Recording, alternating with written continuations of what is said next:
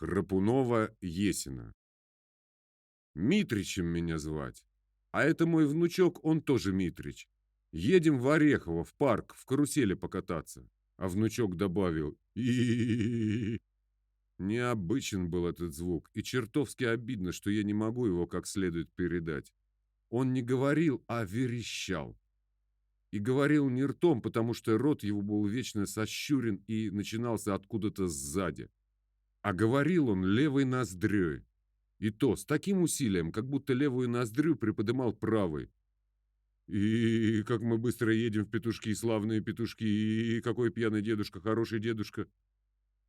Так, значит, говоришь, в карусели. В карусели. А может, все-таки не в карусели? В карусели, еще раз подтвердил Митрич, и все тем же приговоренным голосом, и влага из его глаз все текла.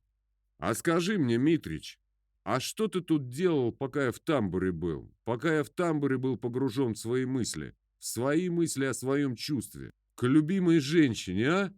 Скажи. Митрич, не шелохнувшись, весь как-то забегал. Я? Ничего. Я просто хотел компоту покушать, компоту с белым хлебом. Компоту с белым хлебом? Компоту с белым хлебом. Прекрасно. Значит так, я стою на площадке и весь погружен в мысли о чувстве, а вы, меж тем, ищете у меня на лавочке, нет ли тут компоту с белым хлебом, а? А не найдя компоту, дедушка первый не вынес и весь расплакался, а следом за ним и внучек. Верхняя губа у него совсем куда-то пропала, а нижняя свесилась до пупа, как волосы у пианиста. Оба плакали. Я вас понимаю, да. Я все могу понять, если захочу простить. У меня душа, как у троянского коня, пузо многое вместит. Я все прощу, если захочу понять. А я понимаю. Вы просто хотите компота и белого хлеба. Но у меня на лавочке вы не находите ни того, ни другого. И вы просто вынуждены выпить хотя бы то, что вы находите, взамен того, что вы хотите. Я их раздавил своими уликами, они закрыли лицо оба и покаянно раскачивались на лавке в такт моим обвинениям. Вы мне напоминаете одного старичка в петушках. Он тоже, он пил на чужбинку. Он пил только краденое. Утащит, например, в аптеке флакон тройного одеколона, пойдет в туалет у вокзала и там тихонько выпьет. Он называл это пить на брудершафт. Он был серьезно убежден, что это и есть пить на брудершафт. Он так и умер в своем заблуждении. Так что же, значит, и вы решили на брудершафт? Они все раскачивались и плакали. А внучек тот даже заморгал от горя всеми своими подмышками. Но довольно слез. Если я захочу понять, то все вмещу. У меня не голова, а дом терпимости. Если вы хотите, я могу угостить еще.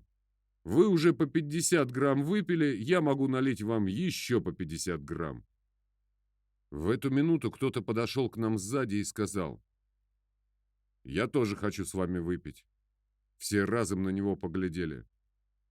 То был черноусый в жакетке и в коричневом берете. И заверещал молодой Митрич. «Какой дяденька, какой хитрый дяденька!» Черноусый оборвал его взглядом из-под усов.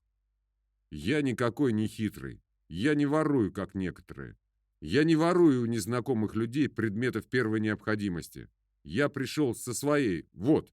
И он поставил мне на лавочку бутылку столичной. «От моей не откажетесь?» – спросил он меня. Я потеснился, чтобы дать ему место. «Нет, потом. Пожалуй, не откажусь, а пока хочу свое. Поцелуй тети Клавы». «Тети Клавы?» «Тети Клавы». Мы налили себе каждый свое. Дед и внук протянули мне свою посуду. Они, оказывается, давно держали ее наготове задолго до того, как я их поманил. Дед вынул пустую четвертинку, я сразу ее признал. А внучек, Тот вынул даже целый ковш и вынул откуда-то из-под лобка и диафрагмы. Я налил им, сколько обещал, и они улыбались. «На брудершафты, ребятишки!» «На брудершафт!» Все пили, запрокинув головы, как пианисты. «Наш поезд на станции Есина не останавливается. Остановки по всем пунктам, кроме Есина.